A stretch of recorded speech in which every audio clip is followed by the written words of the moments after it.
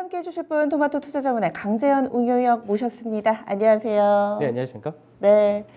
이제 반등을 좀 하나 싶었다가 그러다가 또 다시 박스권으로 내려오고 그렇습니다. 그래서 코스피 2600선 부근인데 현재까지 시장에 보내고 있는 시그널 어떻게 보세요? 네, 시장 자체는 지금 뭐 업종별 종목별로 워낙에 다양하게 움직이고 있는 그런 시장인데 사실 국내 증시가 추가적인 강세를 보여주기 위해서는 어떻게 보면 미증시가 좀 안정화되는 과정이 필요한데 사실 미증시가 요즘 워낙에 변동성을 크게 키우면서 변동성이 이제 급락, 급등 이게 반복되다 보니까 시장에서 거래대금이라든지 투자 심리가 여전히 약하다는 부분은 동일하게 계속 현재 시장에서 왔다 갔다 한다고 보시면 될 것 같은데 다만 이제 시장에서 2600이라는 자리대 이 가격대에서는 하방 지지력은 좀 강한 그런 모습을 여전히 보여준다가 됩니다. 간단하게 이제 코스피 지수를 한번 보면서 좀 설명을 좀 해드리면은 코스피 지수가 결과적으로 지금 보게 되면 시장에서 계속해서 같은 자리대에서 변동이 없다가 되겠죠. 그러니까 1월 달에 저점을 만들었었던 2615포인트를 중심으로 해서 3월 중순에도 이 가격대에서는 그대로 저점을 만들었었고요. 최근 들어서 5월 달에는 이제 미증시의 영향이 크다 보니까 이 부분에 대해서 변동성이 커지면서 2550선 이하까지도 내려왔었지만 최근 들어서는 다시금 2600선을 넘어갔다가 다시금 내려왔다가 이 부분이 반복이 된다됩니다. 그러다 보니까 지수는 결국은 지금 현재 계속해서 2615포인트를 전후로 해서 몇 개월째 하단 자리대, 즉 하방 지지력은 견고하게 나온다 이렇게 볼 수 있는데 문제는 지금 현재 시장에서 거래대금을 보게 되면 거래대금 10조가 안 나온다는 거죠. 그러니까 거래대금 자체가 증가세를 보여줘야지 이 하단 자리대에서 좀 더 위로 올라갈 수 있는 그런 흐름이 나올 텐데 거래대금이 작다 보니까 현재는 이 구간대에서 계속해서 등락을 보인다 정도 이렇게 보셔야 될 것 같고요. 그리고 이제 지수가 아무래도 투자 심리적인 부분에서가 좀 개선되려면은 거래대금의 증가란 부분도 아무래도 시장에서 여러 가지 불확실성이 좀 완화되는 그런 모습이 필요하다가 될 것이고 그리고 시장에서 지수 자체도 좀 더 안정감을 가지려면은 이보다는 좀 더 높은 한 2660 정도 선을 올라가야 시장에서 심리가 좀 개선되지 않을까 이렇게 전망이 됩니다. 네, 그 지금 거래량 부족에 대해서 이야기를 해주셨는데 사실은 10조 미만으로 구성된 지가 꽤 됐잖아요. 네. 그리고 요즘 들어서는 긴 그림에서 유동성 축소 구간인데 여기에서 거래대금이 늘기는 쉽지 않지 않나요? 그러니까 우선은 이제 거래대금이라는 부분이 사실 지금 시장에서 아무래도 고객 예탁금이라든지 이런 것들이 절대 적은 건 아닙니다. 근데 문제는 뭐냐면 새로운 수급이 현재는 못 들어오고 있는 거고 대기 수요는 있는데 시장 자체가 안정감을 보여주는 모습을 보여줘야 이 거래대금이 들어온다가 되기 때문에 결국 거래대금이라는 건 어떻게 보면 시장의 에너지, 힘이거든요. 그래서 이제 시장에서 거래대금이 작게 형성되는 부분이 증가할 수 있는 모멘텀, 트리거가 나오게 될 경우는 그때는 네. 증가가 나올 수 있다고 보는데 아직까지는 그 부분이 일반 투자자들이 볼 때는 부족하다 이렇게 보는 거겠죠. 네. 그리고 또 최근 들어서는 2600선이 좀 하방 지지가 확보될 거다라는데 대부분의 전문가들의 의견이 모아지는데 이 많이 하락할 때 늘 하는 이야기 있잖아요. 밸류에이션, PBR로 그죠. 한 배, 그리고 PER로도 뭐 10배 안팎으로 얘기가 나옵니다. 밸류에이션 측면에서도 좀 점검을 해주시죠. 네, 지금 사실 국내 증시가 반등을 할 수 있는 배경 중에 하나가 사실 실적이거든요. 우리가 이제 1분기 실적을 발표가 이제 끝나고 나서 올해 실적에 대한 전망 자체가 상향이 되는 그런 모습을 보여줬는데 아직 매크로적인 부분을 보게 된다면 여전히 공급망 이슈를 비롯해서 인플레이션이라든지 여러 가지 불확실성 요인들은 굉장히 많은 상태지만 기업들의 실적 전망은 좀 우상향되는 그런 모습을 보여준다가 됩니다. 그래서 사실 실적과 주가의 관계는 사실 굉장히 밀접할 수밖에 없는 그런 케이스인데 전체적으로 한번 보도록 하죠. 사실 이제 국내 증시는 실적을 떼놓고 당연히 얘기할 수가 없다 드는데 이제 코스피 같은 경우는 앞전에 이제 2011년도 이후에서 보게 되면 주가가 횡보를 보이던 그 장기 박스권 구간에서는 기업들의 실적 전망 자체도 거의 박스권 거의 변동이 없었다 됩니다. 그리고 나서 2016년도에서 18년도에 주가 한번 강하게 움직일 때는 그만큼 기업들의 실적 전망치도 상향이 되었었죠. 근데 이 부분이 반대로 2018년도 미중 간의 무역 분쟁이 있었을 때는 반대로 또 떨어지는 모습을 그대로 보여줬었는데 이 여기서 주가가 실적에 대비해서 과파르게 좀 더 선반영, 과매수가 들어왔던 구간이 바로 2020년도 11월 달 이후가 됩니다. 그래서 이때가 주가 자체가 실적이 우상이 되기는 했었지만 너무나 빠르게 주가가 올라갔었기 때문에 그래서 이때는 밸류적인 부분도 고평가다라고 얘기를 했던 거였고요. 그러고 나서 최근 들어서 이제 실적이 피크아웃이다라는 논란과 더불어서 주가가 좀 떨어졌었던 3,000포인트 전후가 왔을 때는 이제 실적과 주가가 딱 맞붙는 그런 구조였습니다. 지금 현재는 주가는 더 떨어지고 실적은 우상향이 아직까지 유지가 되고 있는 상태이기 때문에 그래서 현재 구간을 우리가 과매도다 이렇게 얘기를 하는 건데 어제 기준으로 볼 때는 1분기 실적까지가 다 포함됐을 때 코스피가 약 10.8배 정도 됩니다. 퍼로 얘기할 때는. 그래서 자산 가치가 1.05배 이렇게 얘기를 하는데 현재 코스피 200가 어느 정도 실적에 대한 전망치가 반영이 된 이쪽을 보게 되면 이쪽은 약 9.8배 정도 얘기를 하기 때문에 주가가 실적이 우상향되는 구간에서의 밸류 자체가 현재 구간대가 예전 지난 5년 10년 동안의 평균 이하다. 그래서 현재 밸류적인 부분이 주가를 받쳐줄 수 있는 여건이 어느 정도 이어진다. 이렇게 보시면 될 것 같습니다. 그런데 이게 실적이 만약에 하향 조정된다면은 이 밸류에이션 자체도 조금 바뀌게 될 텐데요. 그 추정 같은 경우도 환율이라든지 이 원자재 가격에 변화가 생기면은 이익 추정도 좀 바뀌어야 되지 않을까요? 그러니까 이익 추정이라는 부분도 사실 1분기 실적이 시장의 예상치보다 높게 나왔던 부분이 어떤 거였냐면 사실 여러 가지 지금 인플레이션에 따라서 물가도 높아지고 소비도 앞으로 축소가 된다 그래서 사실 전망 자체를 굉장히 하향했던 케이스가 그보다 높게 나왔던 부분이 환율 효과도 있었고요. 그리고 기업들의 실적이란 부분이 가격 전가력이 얼마나 좋았느냐 사실 거기에 따라서 많이 달라졌다고 보셔야 됩니다. 네. 그래서 우리가 앞으로 고물가라는 부분, 이 인플레이션이라는 부분은 지금 솔직히 뭐 러시아 우크라이나 문제가 해소가 되고 그리고 뭐 여러 가지 문제가 풀린다 하더라도 이 물가 지수가 높은 거는 올해 하반기까지도 계속해서 이어진다고 보셔야 됩니다. 그러니까 물가가 높은 상태에서 가격 전이력이 높은 회사 그리고 환율 역시도 여러 가지 이제 수출 기업들 입장에서는 환율 효과가 있죠. 굉장히 좋았었거든요.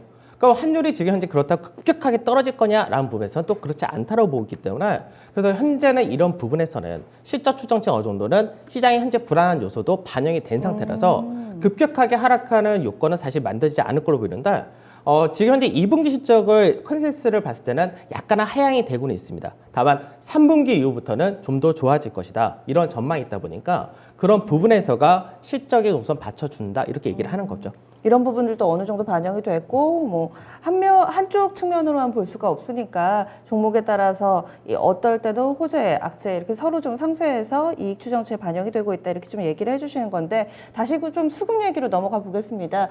원달러 환율도 좀 진정되는 것 같고 이런 상황인데 외국인이 너무 팔잖아요. 계속 팔던데 이 상황을 좀 어떻게 봐야 될까요? 사실 이제 외국인들의 매도가 2020년도 이후부터는 너무나 많이 팔았었고 또 올해 들어와서도 외국인들이 대규모로 매도를 한 그런 케이스입니다. 더 팔 게 있나 싶을 정도로요. 그렇죠. 더 팔 게 있을까 싶을 정도인데 사실 외국인의 매매 동향도 보게 되면 미국계 중심의 자금이 있고요. 그리고 영국을 중심으로 한 유럽계 자금이 있고 그 맺은 국가들이 있는데 미국계 자금 같은 경우 성격 자체가 약간 중장기 성향을 갖고 있고 그리고 영국을 중심으로 한 유럽계 같은 경우는 약간 헤지 펀드성 자금, 약간 단기적인 관점을 많이 차지하고 있는데 그래서 이제 환율적인 부분에 굉장히 민감한 자금은 사실 유럽계 자금입니다.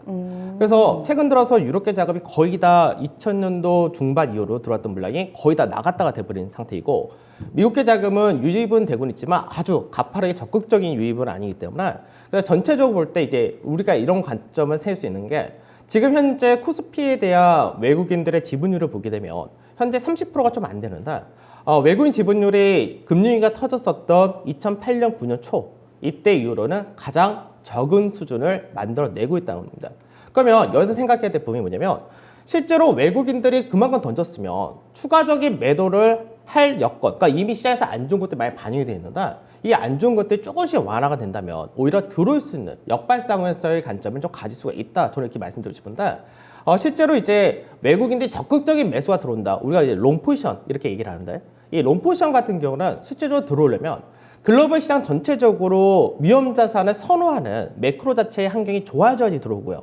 그렇지 않을 경우는 시장에서 여러 가지 불확실성 악재가 좀 완화된다 싶을 때는 쇼커버링 정도. 그러니까 그동안에 공매도라든지 매도를 많이 했던 부분에 대해서 일정 부분 이제 환입하는 그 정도의 물량이 가능하다. 소극적인 매수다. 그렇죠. 아직까지 적극적인 매수를 네네. 하기에는 매크로 환경이 아직까지 불안하거든요.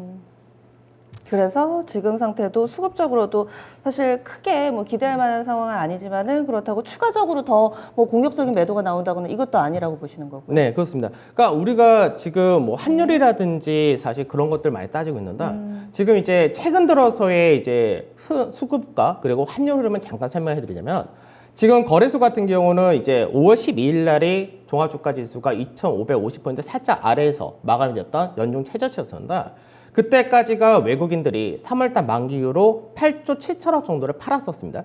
그리고 이제 어저께도 조금 매도가 있었지만 어저께가 매도가 조금 더 나갔던 부분이 8조 7,900억 정도. 그러니까 최근 2주 동안에는 외국인들이 크게 매도라든 이런 것들이 거의 없었다는 얘기죠. 중간에 들어왔다가 조금 나갔다가 이 정도의 흐름을 보여줬었고, 그리고 오히려 선물 같은 경우는 외국인들이 3월 만기 이후로 약 4조 가까이 매도를 했었던 그런 케이스가 지금 현재는 2조 8천억 정도 되니까 한 1조 2천억 가까이가 축소가 된 그런 케이스입니다. 그리고 이제 수급적인 부분에서 이제 금융 투자 같은 경우는 주로 우리가 프로그램하고 연동돼서 프로그램 차익 매수 이렇게 얘기를 많이 하는데, 이쪽 같은 경우는 최근 들어서 저점 대비해서 약 1조 7천억 이상이 유입이 되면서 지수를 받쳐준 그런 케이스가 되겠죠. 그러니까 외국인들이 아까 제가 말씀드렸던 부분이 뭐냐면 롱 포지션을 지금 현재 들어오기가 어려운 위치지만 숏 포지션을 어느 정도 청산할 수 있는 여건이 만들어진다는 것이, 환율을 보게 되면 우리가 이제 앞전에 12일 날 원달러 환율이 1288원까지 종가를 마감했었고, 이제 어제 같은 경우 1265원이죠. 그러니까 환율이 지금 떨어진 배경은 달러가 꺾였다 부분인데, 달러가 꺾인 배경 역시도 유럽에서의 이제 앞으로 금리를 정상화한다 이렇게 되기 때문에 이런 부분에서가 유로의 반등이 달러의 약세로 연결되면서 환율적인 부분에서가 부정적인 환율은 우선 1달러이 되었다. 그래요? 이렇게 보시는 거죠. 네. 환율은 그래도 좀 안심을 해도 된다 이렇게 얘기를 해주시는데, 또 하나 요즘 증시 보면서 궁금한 점이 미증시와 궤적이 좀 달라졌잖아요. 작년만 하더라도 미증시랑 디커플링이니까 왜 미국 가는데 왜 못 가냐 이러다가 요즘 같아서는 디커플링이어서 좀 다행이다 싶은 마음도 네. 한편으로 좀 있으실 것 같은데, 이건 어떻게 보세요? 그러니까 이제 국내 증시가 사실 작년 하반기부터 하락을 시작했었기 때문에 우리가 이제 지금 오늘 갖고 온 자료에는 없지만 퍼로 볼 때, 주가 수익 비율을 볼 때는 사실 네. 하락폭으로 보면 국내 증시가 미증시보다 하락이 더 큽니다. 아. 왜 그러냐면 먼저 선발했었던 그런 부분이 있었기 때문인데, 사실 이제 최근 들어서는 이제 미증시 하락보다 그나마 양호하다 이렇게 얘기를 하는 부분이, 지금 미증시는 사실 굉장히 불안하거든요. 특히나 미증시 같은 경우는 지난 10년 넘게 상승했던 것이 최근 들어서 나스닥 같은 경우 30% 가까이 하락을 하다 보니까 네. 이 공포감이 굉장히 크게 작용이 되는데, 국내 증시는 우선 밸류적인 부분이 받쳐준다는 것과 조정을 선반했다는 부분, 이런 부분에서 상대적인 강세가 나타난다 이렇게 보시는데, 이제 시장에서 국내 증시가 좀 더 가려면 미증시가 강한 상승을, 이게 중요한 게 아니라 안정화되는 게 중요하다. 저 이렇게 말씀드리는데, 갭보정 차트라는 게 있습니다. 어떤 부분이냐면, 우리가 이제 아침에 장이 출발할 때는 이제 미증시에 따라서 갭 상승이 나오고 갭 하락이 나오고 그 부분이 반복이 되죠. 그럼 실제로 작년 하반기부터 작년 연말까지 이때는 미증시가 크게 빠지지도 않았고 오히려 신고가를 보였을 때인데, 국내 증시 같은 경우는 3,300에서 계속 내려왔었거든요. 그러니까 갭이란 부분을 뺄 경우는 오히려 계속해서 하락이 더 심하게 나타났던 디커플링이 약세였던 거고요. 그러고 나서 1월 달부터 급락이 떨 때는 미증시와 국내 증시 같이 무너졌었고, 그리고 이제 바닥을 이때 아까 우리가 종합주가 지수 봤을 때는 2615포인트를 1월 27일 날 종가였는데 현재도 그 가격이거든요. 종합주가 지수 볼 때는. 근데 갭이란 부분을 빼버리면은 지금 완만하게 강세를 보여준다가 되는 거죠.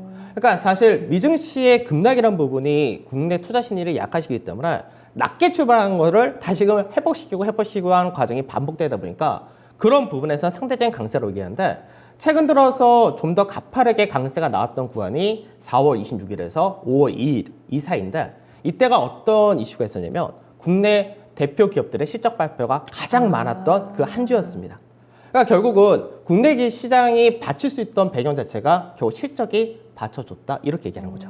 네, 저희가 시간 관계상 오늘 또 안 볼 수가 없으니까 오늘의 시그널로 좀 넘어가 볼게요. 오늘 네. 장에서 중요한 점은 어떤 거라고 보세요? 그러니까 시장에서 하방 지지력은 동일하다 이렇게 보시면 되는데, 그럼 여기서 체크해야 될 게 뭐냐면은 하방 지지력이 동일할 때 우리가 현재 앞으로 6월달, 어제 5월달 거의 다 끝났으니까 6월달 그리고 봐서 하반기로 넘어가거든요.